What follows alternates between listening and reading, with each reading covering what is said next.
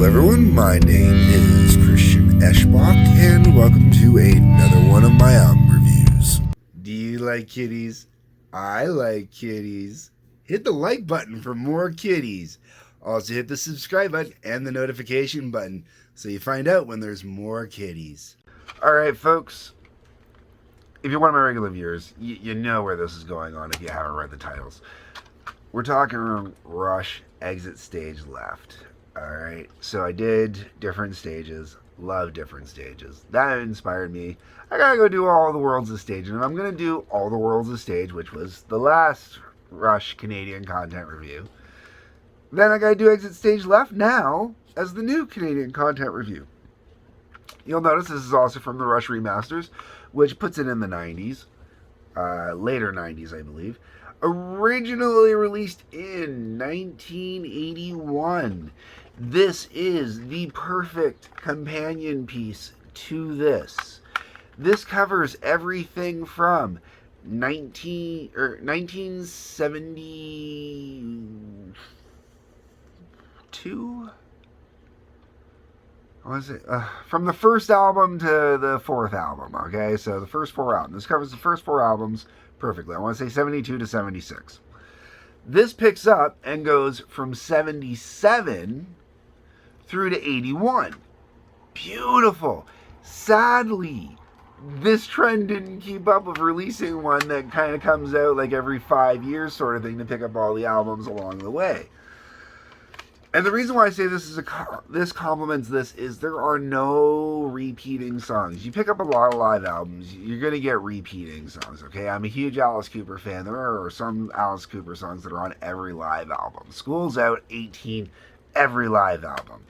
Metallica, every live album always has Enter Sandman, always has Nothing Else Matters, always has Sad But True. You know, there's a few other ones in there that I won't complain that are always there because you always want to hear them, but, you know, so what I'm saying is the beauty of this is they did it as a completely different time period. So, and why is this so important? Because this reflects when the music was changing with them. If 2112 was kind of like their pinnacle of going into prog rock without overdoing the synths, this is when they go into prog rock and go way overboard into the synths. To the point where Geddy stops playing the bass at times and is just playing the synths, you know? What we got here is we got, basically for the most part, most of it is Moving Pictures, which would have been the big album they were touring at the time, which also has most of their bigger songs, even if they're not. Some songs have not aged as well as others have. Other songs have aged better, and I'll get into that as I go here. So the album opens up with The Spirit of the Radio. Of course that's going to be on here. And what a great way to open up a show, man. That is the way to open up a show, man. Like, I mean, whoo, absolutely. Then it goes into Red Barchetta. Now, Red Barchetta, the first song on here that is a song that has not aged well. This song had a video. It got regular play. Even at, I don't remember how long the album cut is off the top of my head right now. But looking at this one here, even if you went with the 6 minutes and 46 seconds, say we'll cut off a minute of that even, just saying it's live noise or whatever, still puts the song at almost still 6 minutes, and, you know, it's still got some major radio play, or video play anyways, here in Canada. I can't speak about it in the US, or elsewhere in the world.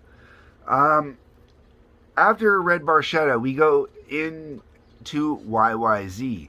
Now, YYZ is not a song that has ever been radio friendly in any way, shape, or form whatsoever, okay? I mean, it's an instrumental. Instrumentals generally don't get a lot of radio play. However, YYZ is one of those songs that has become huge over the years. Like, the longer Rush has gone on, the bigger this song got. People know the song without knowing this song, man, and they're just like, yeah! And, you know, they have no... Okay, disclaimer again, I did this before. I say YYZ because I hate using Z. In Canada, it would actually be YYZ. I say YYZ because, to me, Z is a redneck hillbilly name, okay? So I can't use the word Z as a letter. It doesn't work for me. So for me, I always say YYZ. I know it's my one of like two really bad traits where I'm not Canadian. Okay, I've never played on a hockey team. Played some road hockey, but that's it. I've never played on a hockey team. I'm lousy at because I'm lousy at ice skating, and I say Z instead of Z. My two worst faults as a Canadian. Okay. But as I was saying, that song has only gotten bigger and bigger over the years. Okay, I mean it's one of those songs that people go psychotic over nowadays. Then you get A Passage to Bangkok, which it's really funny because I had said that this represented basically 77 through to 81. Passage to Bangkok is off of 2112, and one of the great jokes is they never play Bangkok. All right. After that, we go into Closer to the Heart. Ooh, great. Love Closer to the Heart. Just one of those songs. And one of the ones that really became something huge. Beneath, Between, and Behind. Yet another song that definitely hasn't aged well and has kind of disappeared out over the years. Jacob's Ladder, great tune, but yet again, kind of disappeared out over the years. Bruins Bane, wow. Like, never hear that. You know, like, no one knows that song. The Trees. Okay, so The Trees take so much crap over the fact that, you know, it's a song about trees. Great. I love listening to Ricky on the Trailer Park Boys going on about the trees, okay? Not realizing that, you know, it's this great allegory for unions and whatnot. I love The Trees. It's a great song. Musically, it's beautiful. Lyrically, the illusion in it is just brilliant. Great song. Then you got Xanadu. Whoo, yeah! Another song they never play live. Or rarely play live. So it's like this big thing. They record it, I think, every time they play it live, and it always ends up on every live album when they bring it out in a tour, because they never do it on tour. That's the joke. Another one of those. Then you got Free Will. Great tune. Tom Sawyer.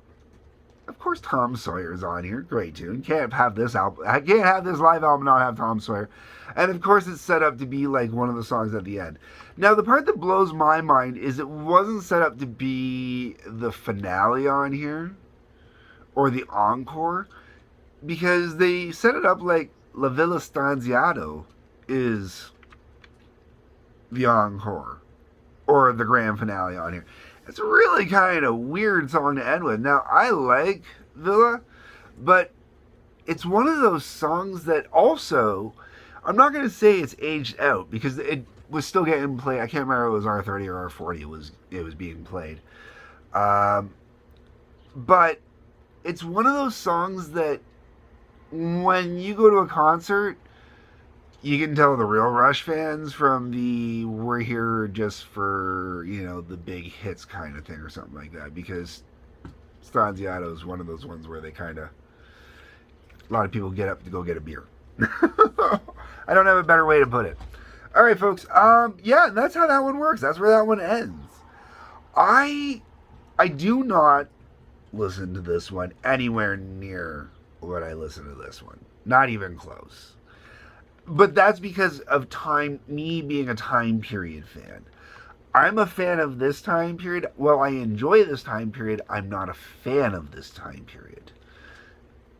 Some people get what I'm saying, some people won't.